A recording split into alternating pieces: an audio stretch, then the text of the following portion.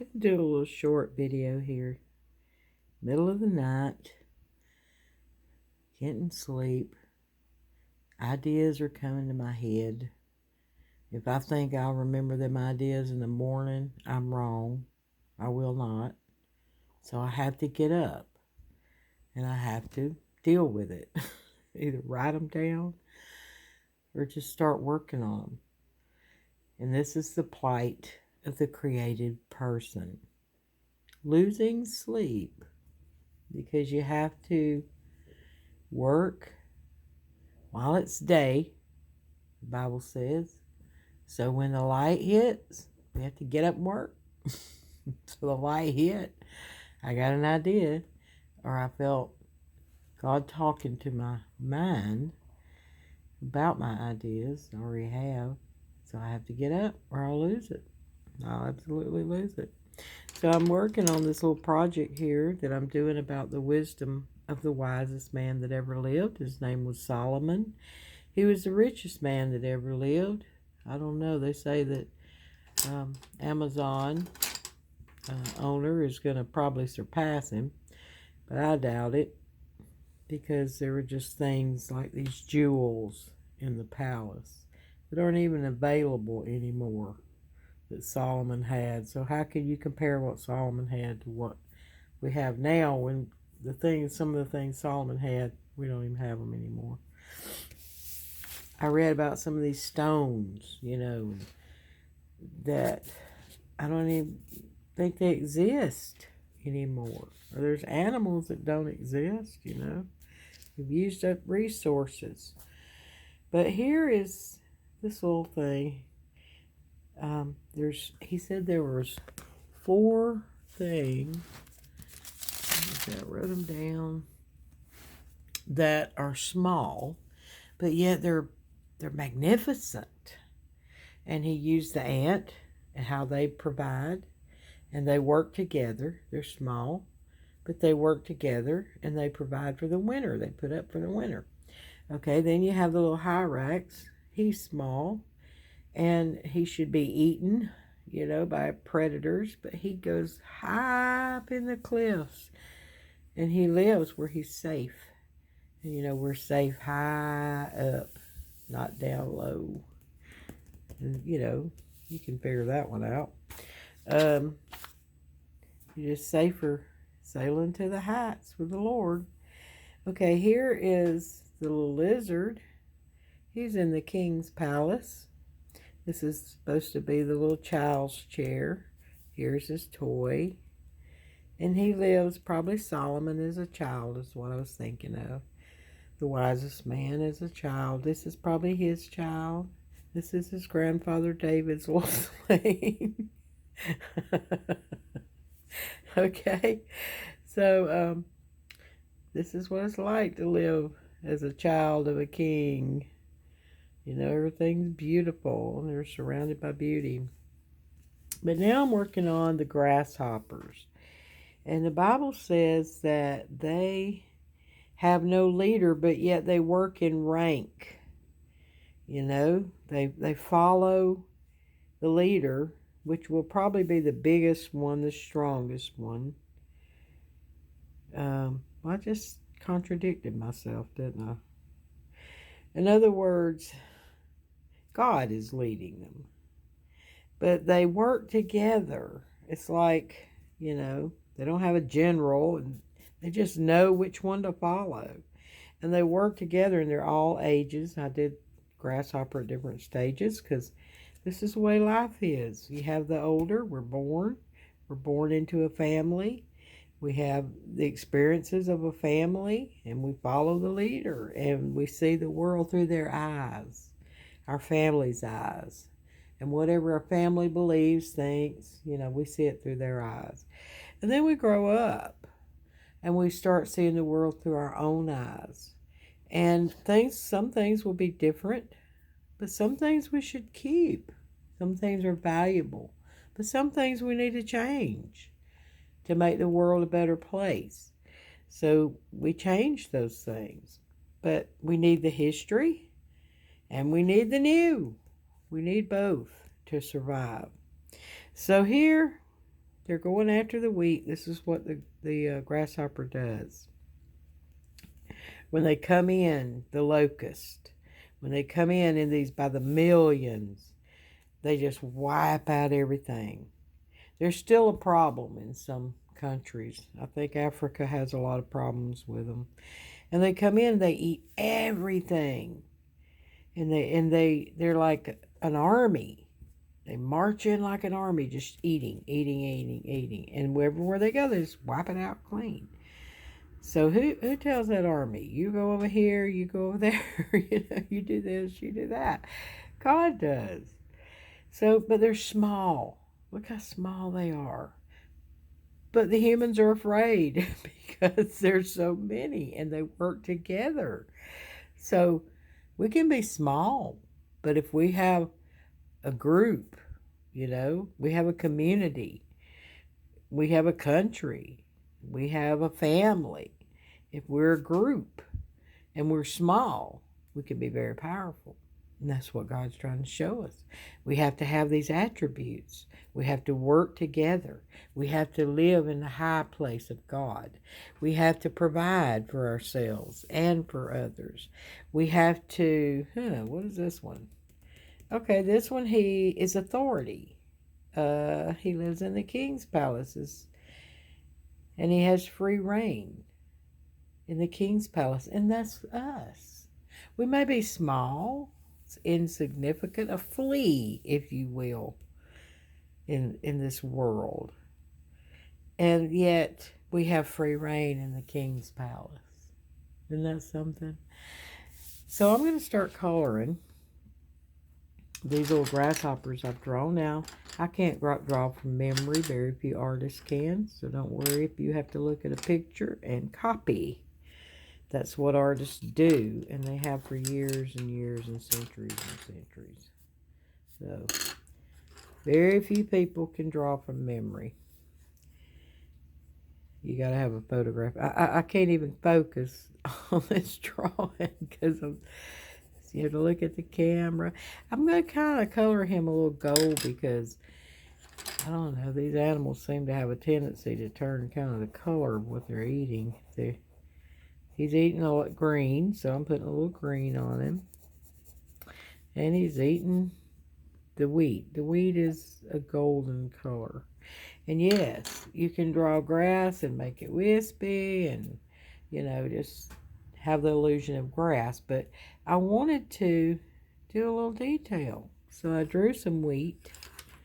And it wasn't too hard. I looked at some pictures. And it kind of grows like, okay, I'm looking at the camera and trying to look at my drawing at the same time. It's not easy. Okay, it kind of grows in these cute little layers like that. Cute. Everything's cute. Okay, and then it comes down, and it is a grass. And so you got to draw your little individual grass stems. Now you can just go like that if you want to. It's not going to be as good of a drawing. And this grass, it can turn, wisp, whatever you want to do. You just start out doing it. And then later you can fix it. See how I did this one? I came up and flopped it over, because when I do the shading, this is down beneath and this is on top. Do a little shading.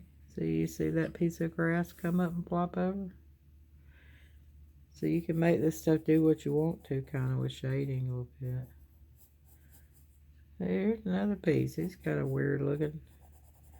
So now I've got two pieces of individual grass that stand out. It's what the eye sees. Doesn't have to be perfect. Does the eye see grass? I mean, if I just did it wispy, the eye would see grass. But I want to do a little more than that. I want it to look better than that. I can do better. This is the thing. There are times when, okay, that's good enough. Okay, that's good enough. You can do better. Do better.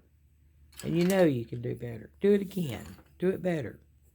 Sounding stern now. Like Mama. My mama. My mama. Oh, she was a wonderful mother. She was strict.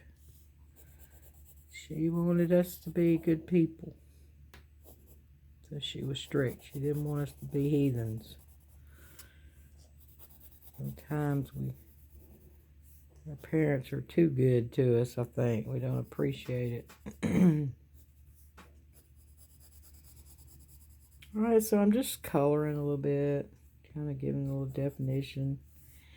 I've got to make it, this is all coming out of my head now. I used a picture to draw, but this is my little guy here. It's like my dad used to say, I'm like a bee. I smell a lot of flowers, but I make my own honey.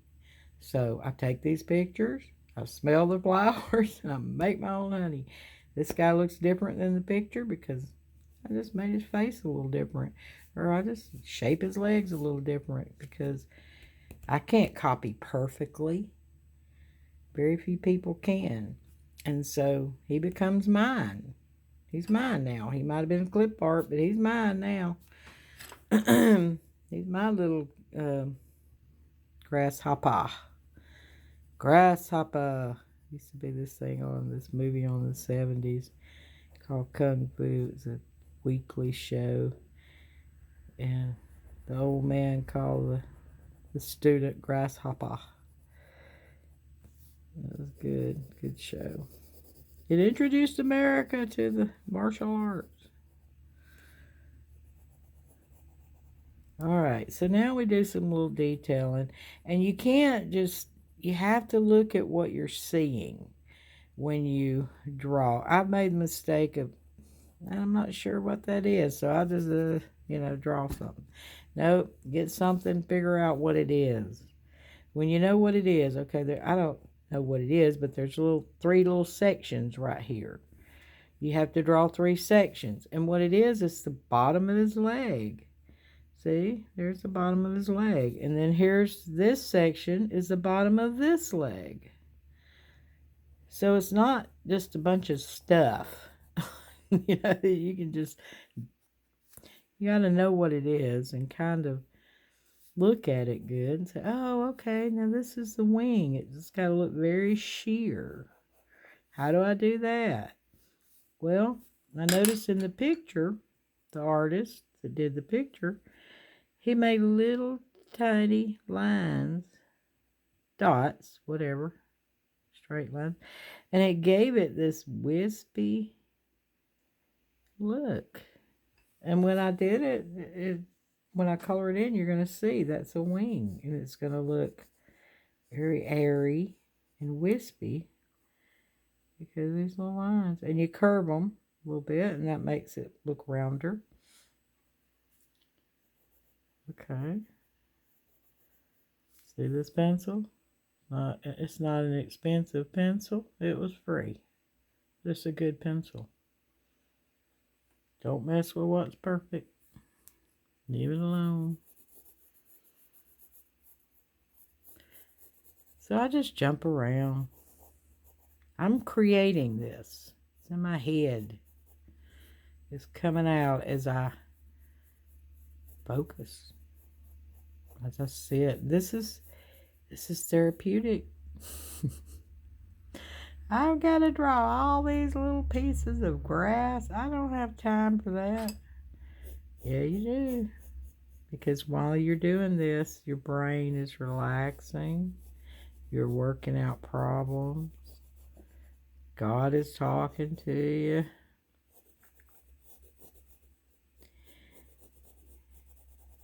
You'll think about life. You'll think about your life. You think about music. You think about all kind of things. See how that thing changed as I just filled in a little bit? It was just like nothing. And now it looks like a leaf curled or something. It's growing. It's changing. Just like us. It's one thing's for sure about life. It changes constantly. Don't ever think you're going to get a big little groove and stay there. It's not going to happen. You're going to be there about a couple of years, maybe 5, and then everything will change. So don't get used to anything because it's, sorry, I get talking and I forget what I'm doing. Don't get used to anything for too long because energy's like that and we're a ball of energy. It changes all the time. I don't know. In grass, no two blades look the same. So you just keep working, filling in. Do some more of these. I'll do some more of these, start at the bottom. And if it's closer to you, and then it's further away, this is bigger, this gets smaller, just like in life. Say, looking down the road, the trees next to you, you can see the leaves. Trees further away, you can put green and black globs, and they would see a tree. But if it's up close, you gotta do the detail. As you can see the tree. See how easy that was? That looks like a piece of wheat. You just gotta make the color right. Just play with it. I'm looking for the right color and I'm not seeing it. And that's something, you'll have all your pencils laying here and you can't find the color, and that's the truth. Is this it? I think it is. Here we go. That's it. Yes. It's called Clay Yellow. And it's the color of wheat. And then if you want a little lighter in spots, which you will, because the sun's hitting it here and there. Close to the top, the sun's going to be hitting. So you'll put a little yellow close to the top where the sun hits it. See, now some of y'all would have thought you'd use white. Nope. No, you take the most intense color in it, usually, and lighten it. I mean, find the lightest color of it. I don't know if that made any sense. Here we go.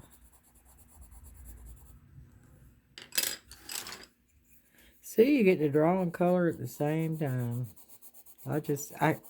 Your personality, if you're like me, which is an open personality, which is who you are if you're an artist. You have an open personality.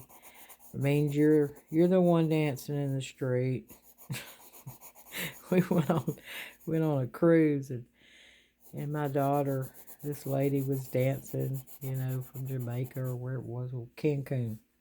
And me and my daughter, and I've got her dancing in the street with this lady. I got her singing with some guys that were singing for entertainment, Bob Marley, and there she is with them, just singing just as loud.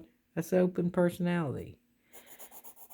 When you meet my daughter, it's like you've known her. When you meet me, it's like you've known me. It's like I've known you my whole life. That's me. That's an open personality. That's who you are. You might be shy right now, but because of life circumstances. But if you was to come out of your shell and really be you, who you really are inside, you'd be dancing in the rain. You'd be singing on the street. You know, that's who you are. I don't know about this green, but I guess it's green at one time because I've seen in wheat fields and they were all golden. But in the picture that I used to kind of get my inspiration for this, the grass was green, so I'm going to go with green. It is a cartoony looking thing, so. But, yeah, you're that person. So when I was a pastor's wife, it didn't suit me well. So I did feel kind of odd. I did. I had a hard time fitting in. Like against the grain. Crazy liberal, Deborah. Not liberal politically. And that's not, I'm not talking about politics at all. I'm talking about you're more free. You got to be free in your spirit. And you got to be free to listen to God and do what God says. Because God's the one that gives you this gift. God's the one that He wants to be seen in your work. So you got to let Him shine forth. That's why we flock to the museums. To see some of the works of these people that touch God. And it transcends us. Takes us out of this ordinary life and raises us to another level. To another level. We rise to another level. Where we touch God. I came in here this morning, sat down, nothing. I turned on my music, lit my candle, got me some coffee. Turned on my beautiful Brandon Lake and Tasha Cobbs and oh gosh, Elevation Worship. So these praise and worship Bethel, these people that touch God for you. They pray, they seek God, they get these beautiful worship songs that put you in another place, connect you to God. If you will listen to it, they'll raise you up. And I listened to stuff. I'm fixing to lay my phone down because I was talking.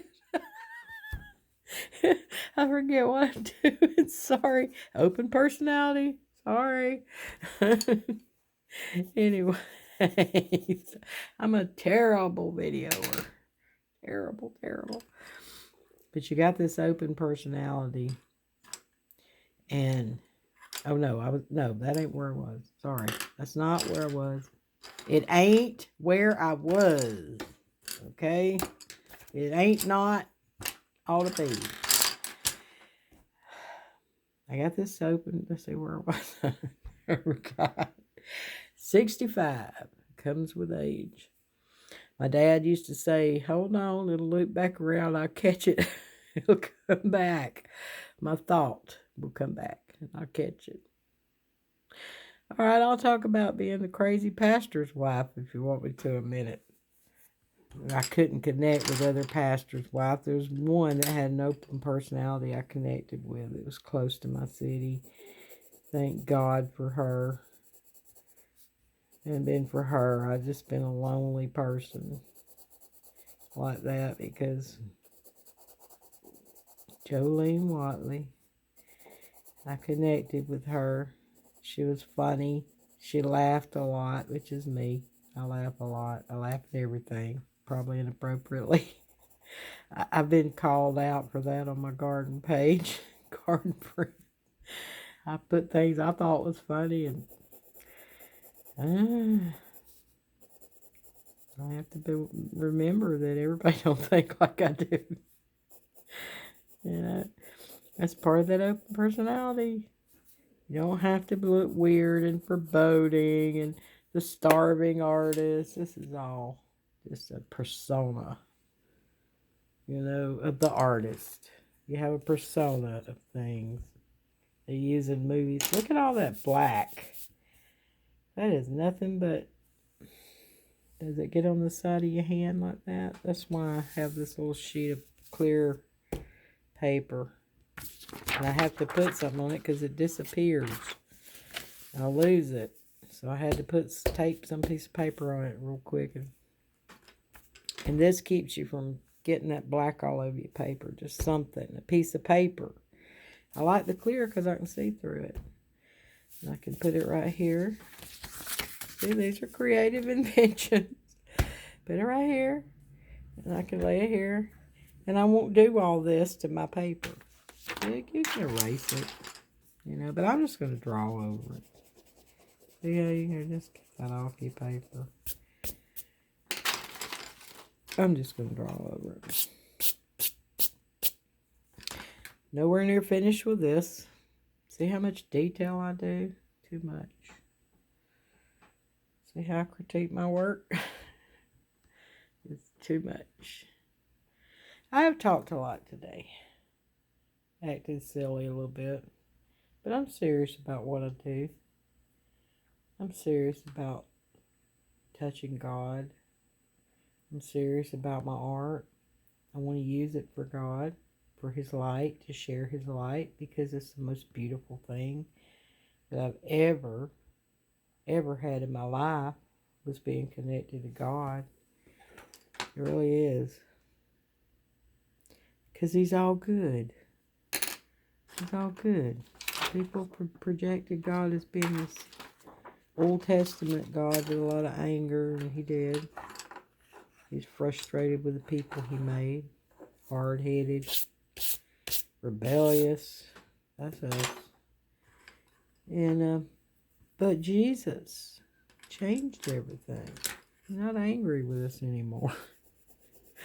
You know? He just wants to do good for us. He wants life to be good.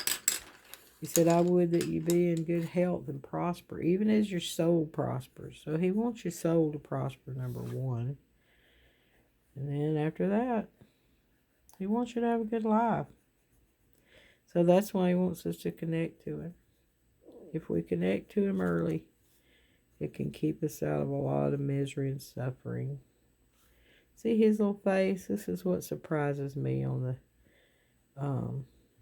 everything being magnified. You get to see that all these little creatures have faces. A little bit creepy. Now when an ant bites me, I think about that horrible little creature's face. It's scary. It's so intense. Like, you did it on purpose, you little devil. You.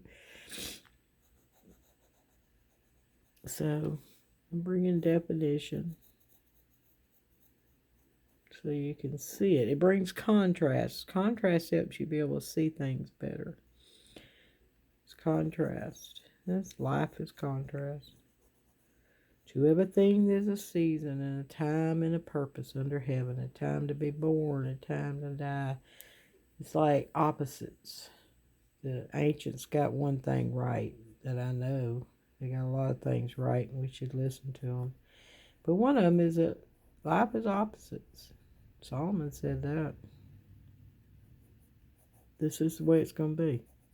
You're going to suffer, you're going to be happy. You're going to be sick, you're going to be well. You're going to be born, you're going to die. Life is opposites. The yin and the yang, they called it. And it's absolutely true. We can't do away with the history because it tells us somewhat who we are, where we came from. You gotta know where you came from sometimes to really know who you are.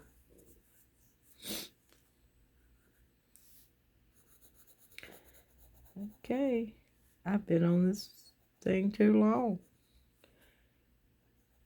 Acted a little silly, but that's me. I'm a mixture. I can be serious as a heart attack, but I also am silly a lot. Playful. I want to be playful. I've turned my chicken pen into a village or a spa, or, you know, I want to keep it playful. Everything I do, I want to make it fun. It's the one good thing about being a kid, playing. Well, you don't ever grow out of that. You have a play circuit in your brain. So try to keep that in your life as long as you can. I have relatives that they never lost that. They're mature, they're smart, but they've always kept their playfulness. Joy to be around. You can be angry and be right all the time, or you can be funny and be playful. not take life so serious, because